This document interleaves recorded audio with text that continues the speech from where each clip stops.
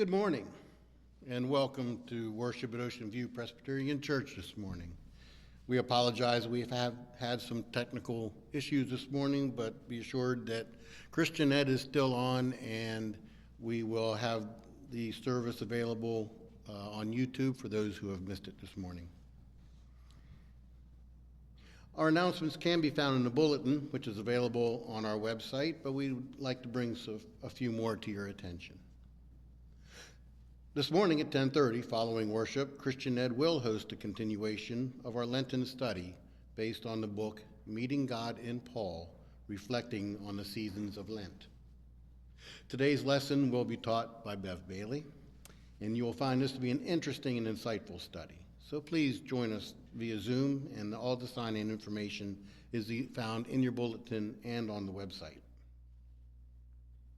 Your request for Easter plants must be in early this week. There is an order form in today's bulletin.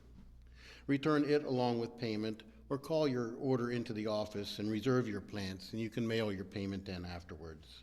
And the flowers will be picked up during office hours after Easter Sunday. The Deacon's mission for March is 1 great hour of sharing. Our gifts go directly to supporting people experiencing hunger, homelessness, thirst, imprisonment, sickness, and deprivation. You will find more information on our website. Our monthly coffee hour is a unique time for fellowship and an opportunity to visit with friends during this time of isolation. Even though it is virtual, you'll find that it helps when we keep in touch with each other. Join us next Sunday after worship at 10:30 a.m. And the Zoom information also is found in the bulletin and on our website. Now, ladies, mark your calendar and plan to join us for our monthly circle meeting on Wednesday, March 10th from 12:45 to 3 o'clock. We meet via Zoom on the second Wednesday of each month. An agenda is available by contacting Elaine Smith, and you'll be blessed by the fellowship and learning you will find when gathering with fellow Christian women. Again, the Zoom information is on our website. Although we cannot be together on Palm Sunday, volunteers from the Women's Circle will be delivering palms to everyone in the church directory during the week prior to Palm Sunday.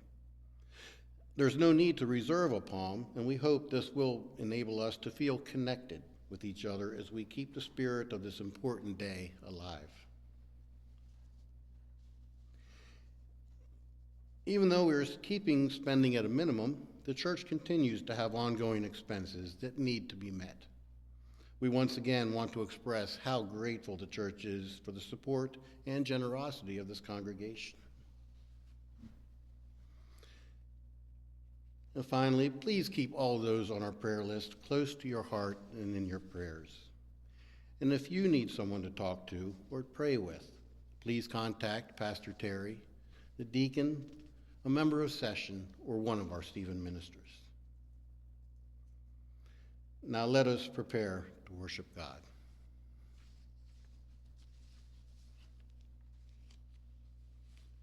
From Augustine of Hippo.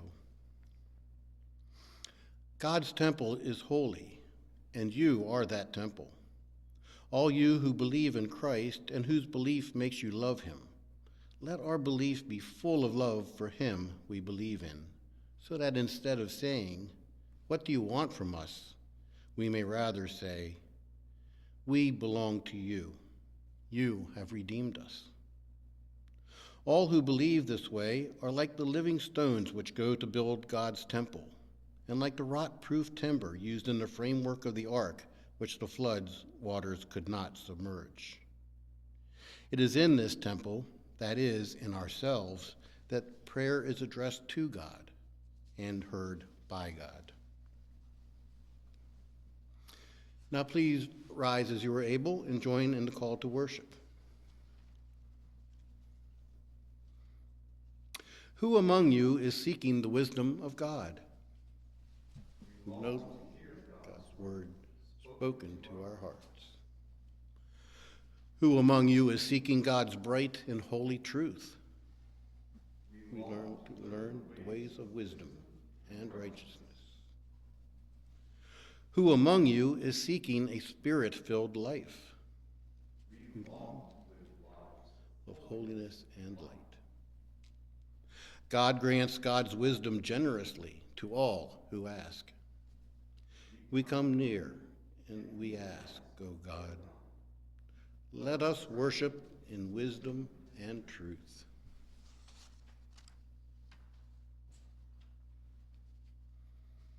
We continue with a reflection on our common humanity.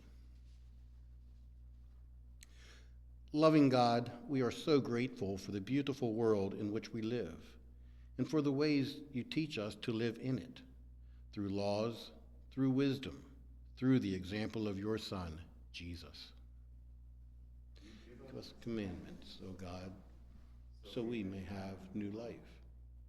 But in this time of separation and even of isolation, we chafe even more at restrictions and refusals and barriers to all we could do, and all we remember we used to do, all we just know we can do soon, but not soon enough.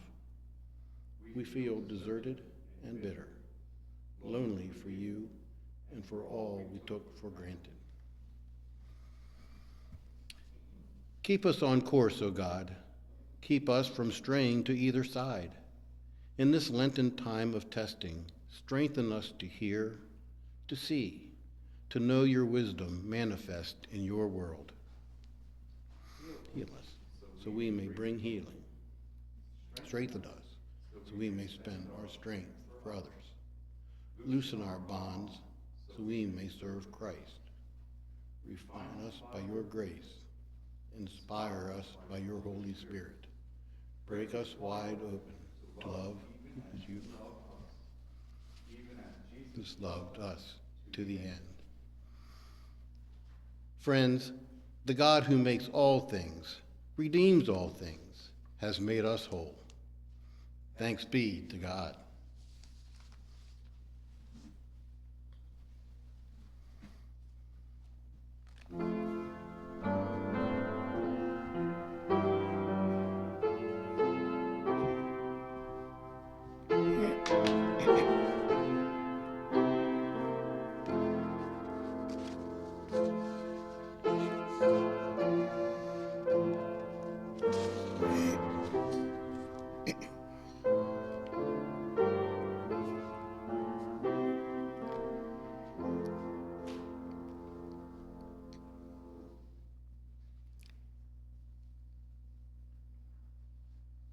Good morning.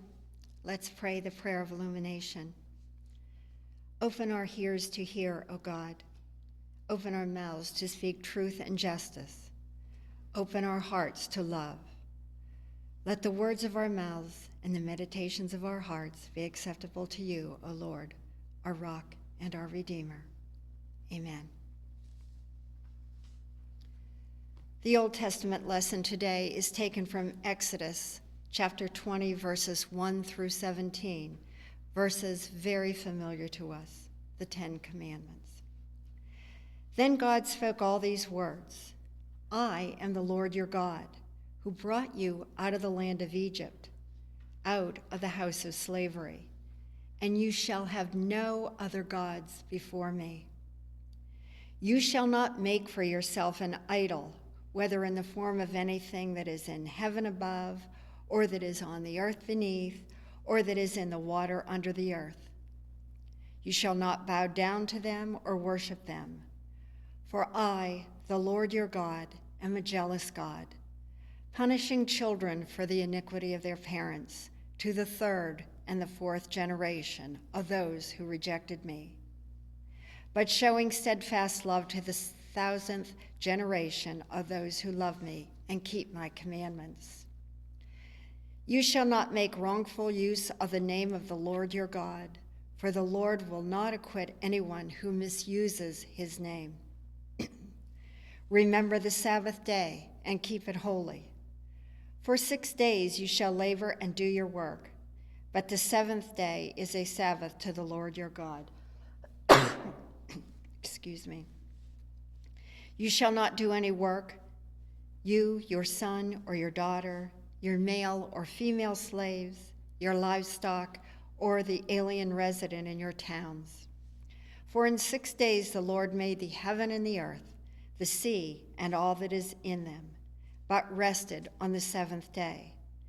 Therefore the Lord blessed the Sabbath day and consecrated it. Honor your father and mother, so that your days may be long in the land, and that the Lord your God has given you. You shall not murder. You shall not commit adultery. You shall not steal. You shall not bear false witness against your neighbor.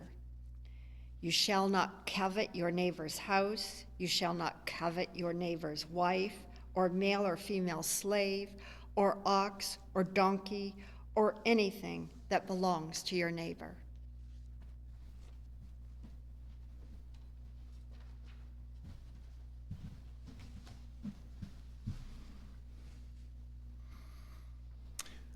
Our gospel lesson comes from the 2nd chapter of John.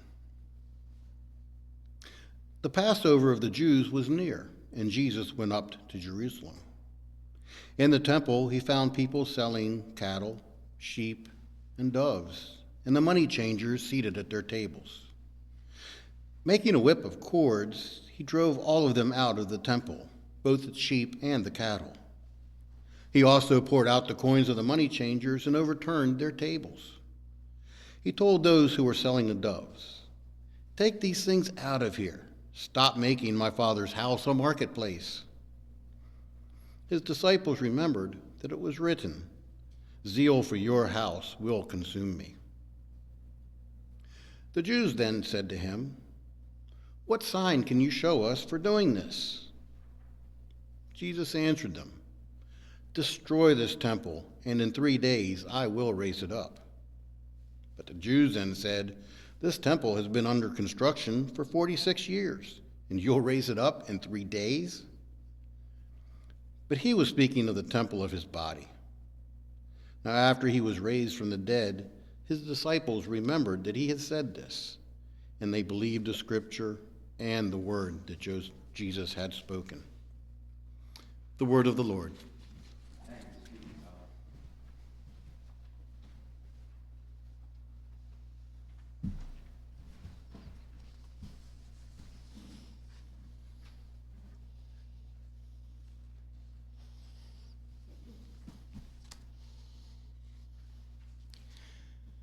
To get us started today, I'd like you to picture a different scene than we've heard, a different gospel, a different time. Specifically, the Gospel of Luke, the 2nd chapter, verses 6 and 7. It goes like this. While they were there, the time came for her to deliver her child, and she gave birth to her firstborn son, and wrapped him in bands of cloth, and laid him in a manger, because there was no place for them in the inn. At that time, the Emperor Augustus, of course, had demanded a census, in which everyone registered according to where their family hereditarily in the Jewish land system nominally was. Joseph's place, therefore, was in Bethlehem, where the family of David was. All the wealthy and successful strivers, and all the connected, and all who could call in favors, had long since taken up all the quiet, clean, and pleasant places.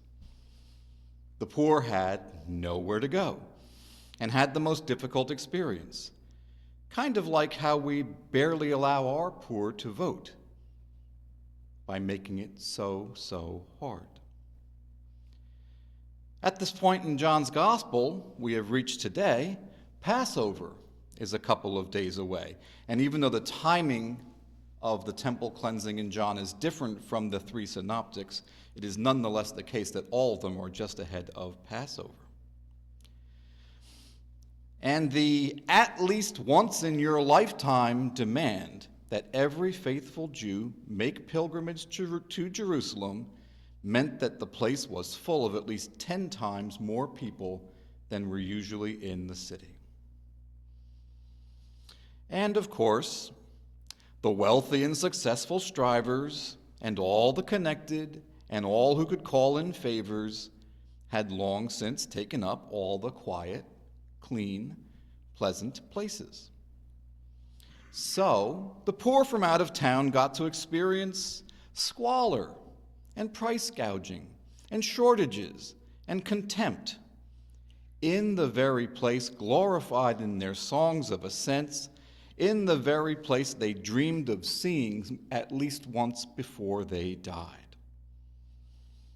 Taken advantage of even while they were shoved aside, how were they to ever experience the spiritual ecstasies they longed for? Why, at the temple, of course. The temple, with its many dedicated plazas, with its many mikvah pools and fountains, with its giant proportions and great sets of steps, each step dotted with singers and musicians all the way up, declaring the greatness and glory and goodness of God and God's generative, gracious, spacious shalom. Except, even there, those determined to make money had moved in. Now please make no mistake, their work was legitimate. The service they provided was valuable. Dragging turtle doves and pigeons tens or even hundreds of miles at a walking pace, locked in a crate, fed and, using the bathroom in that same space, it wasn't going to result in a perfect and spotless sacrifice. And whatever we who are not embedded in that culture might think of the sacrificial system, that was their culture, and bringing a spotless sacrifice was important.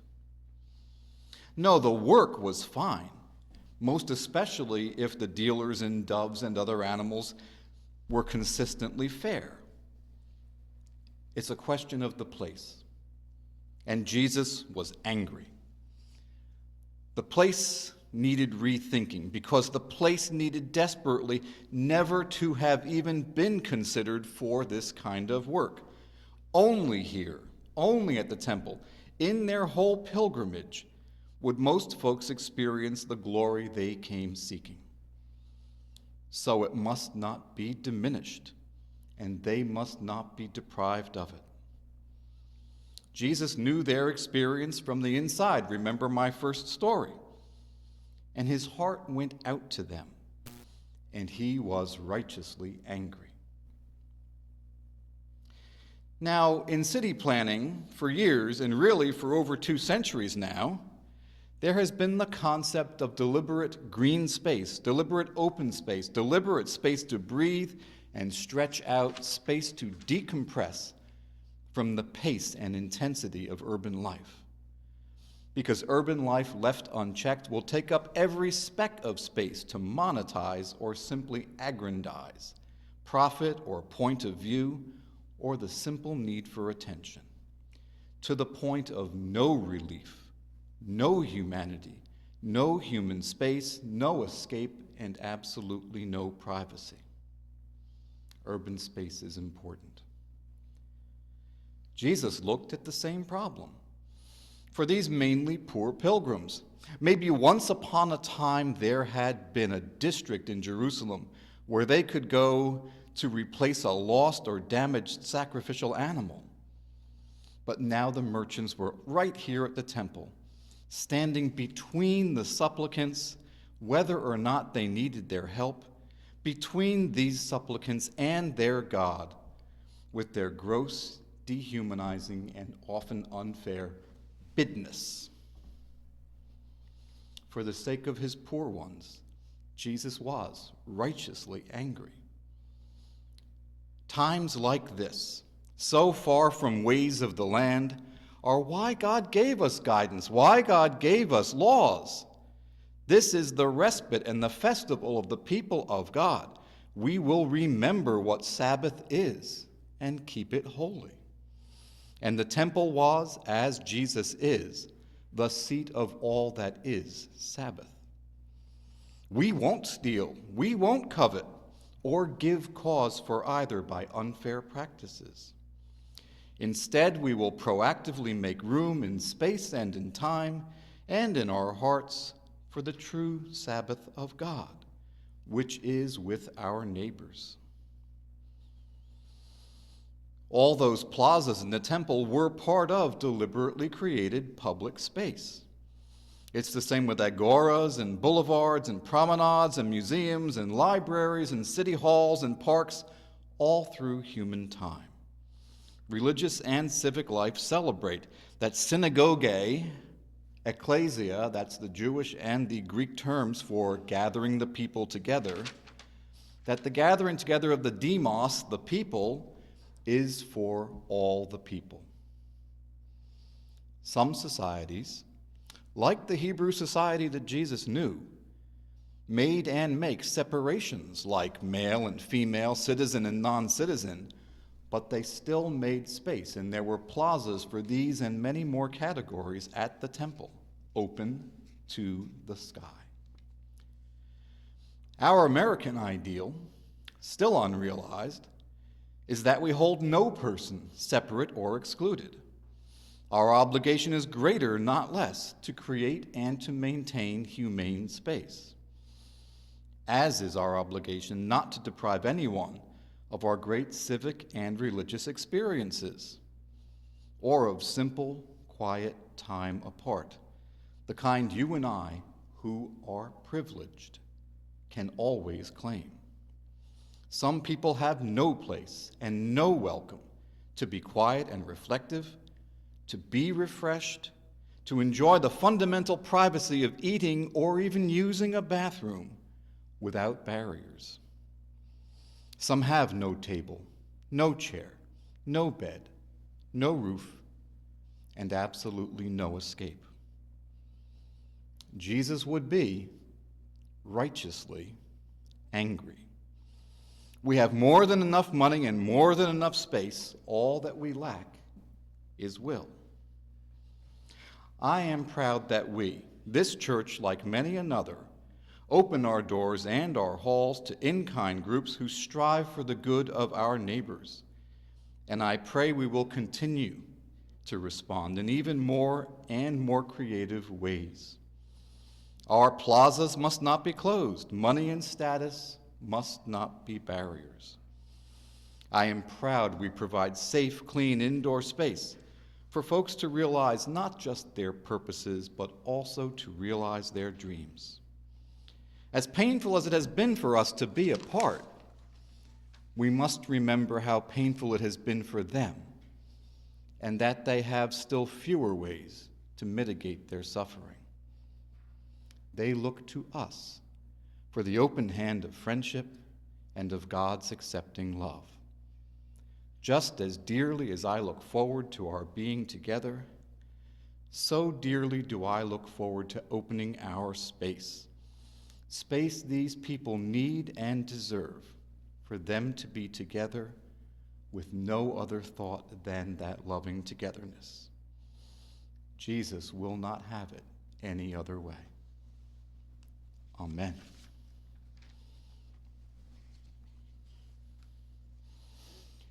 Will you please stand as you are able and join me in our affirmation of faith? God was pleased in God's eternal purpose to choose and ordain the Lord Jesus, God's only begotten Son, to be the mediator between God and human beings. As the mediator, he is the prophet, priest, and king, the head and savior of the church, the heir of all things, and the judge of the world. God gave to him from all eternity a people to be his seed, and to be by him in time redeemed, called, justified, sanctified, and glorified. The Lord Jesus, by his perfect obedience and sacrifice of himself, which he through the Spirit once offered up to God, has fully satisfied the justice of his Father. He purchased not only reconciliation, but also an everlasting inheritance in the kingdom of heaven for all those whom God has given to him. Amen. And please be seated. And we will come toward our time of prayer, but I couldn't help myself since we were observing civic space today. I'm doing a little research on the history of women, since this is Women's History Month, in this particular area of human life, and I have to say it's shallow, and I think we all know why, and I think we know that is a shame and wrong. But I came up with 3 people I want to lift up. The first from 1473 BC, and that is Hatshepsut, the female pharaoh, which is a longer story than we can deal with here. But she, among the other things she did, dedicated a lot of her time to designing the temple of Deir el-Bahri in western Thebes. She's also buried there, but there you go, public space.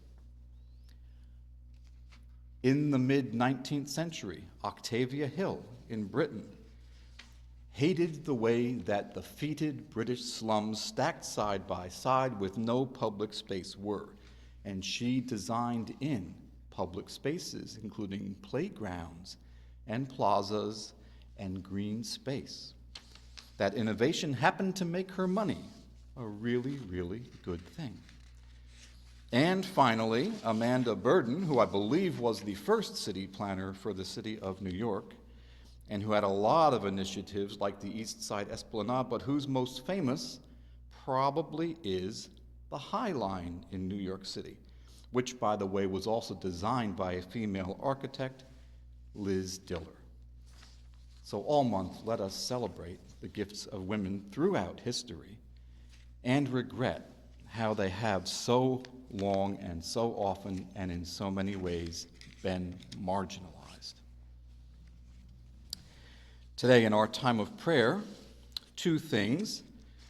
First, I want to ask you please for your prayers for Don Benjamin this coming Tuesday when he will have surgery for a hip replacement. It seems that that is going to be same-day surgery, but please remember him in your prayers and remember his recovery in your prayers. Also today, I do want to observe the 56th anniversary of Bloody Sunday and the Salem to Montgomery March and the events on the Pettus Bridge. That was the occasion of not only a march for voting rights, but also a remembrance of a voting rights activist, Jimmy Lee Jackson, who was murdered by police. I know it all sounds familiar, but in this time of a lot of national angst about voting rights, we do well to remember that 56 years ago, the issue looked almost exactly the same. I know 56 years is an odd number for an anniversary, but it was a Sunday. Anniversary Sundays don't happen that often. Let us now turn to our God in prayer. Faithful God, ultimately it is you who make space for who we are, for whom we are meant to be, for what we do, for how we realize the life you have given us, for how we realize that life is for you and is for others. Ultimately, your guidance should determine how we live that life. Ultimately, your guidance is for our best health. And so help us with our discernment, as the psalmist asks. Help us with our understanding. Help us not to stray. Help us to observe your commandments because they help us. Help us to observe the condition of our neighbor because we are not healthy when our neighbor is not healthy. Help us in this time of being so separate to remember that we are bound to each other, bound to common purposes, bound to one common purpose, the realization of your great shalom in the reclamation of this your world to all of its designed and proper purposes. Give us peace when we feel anxiety. Give us calm when we feel hemmed in. Give us courage when we feel alone. Give us strength when we do not know where to go or what to do with the life you have given inside us. Above all, continue to give us your Son Christ in daily life, beside us, strengthening us, guiding us, loving us, urging us toward the goal, helping us when we slip.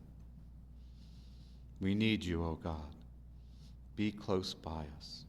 We pray in the name of your Son, our Savior, Jesus Christ, who taught us his more perfect prayer. Our Father, who art in heaven, hallowed be thy name. Thy kingdom come, and thy will be done, on earth as it is in heaven. Give us this day our daily bread, and forgive us our debts, as we forgive our debtors. And lead us not into temptation, but deliver us from evil. For thine is the kingdom, and the power, and the glory forever. Amen.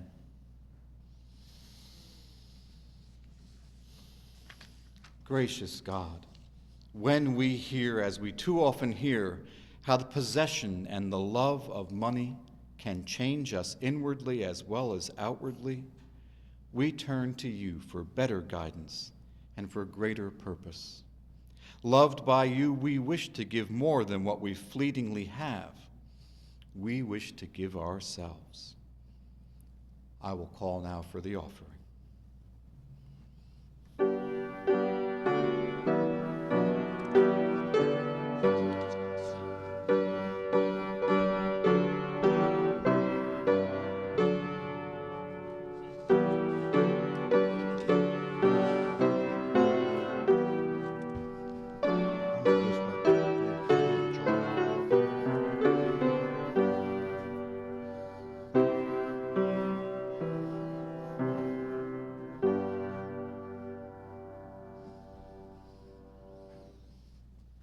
God of everyone and of everywhere, present in and to us all always, take these gifts, take this money, and make of them love, care, hope, and provision for your children. This we pray in Jesus' name and for Jesus' sake. And friends, Bob has run off to get the Christian Ed started because of the change in schedule. And during my prayers, I needed to have said a prayer of thanks for Don and for Bob, who coped with a multiple crisis this morning. Though frustrated, they did not fail. Though upset, they did not let it ruin their ability to get the work done. So please, thank them at your first occasion. They've made so much of this possible. And now I will charge you in this way. Creator God, as we resume our life at home, may your Spirit open our eyes anew to the vastness and splendor of your beauty all around us. May we hear, see, taste, smell, and touch your glory in all of your creation.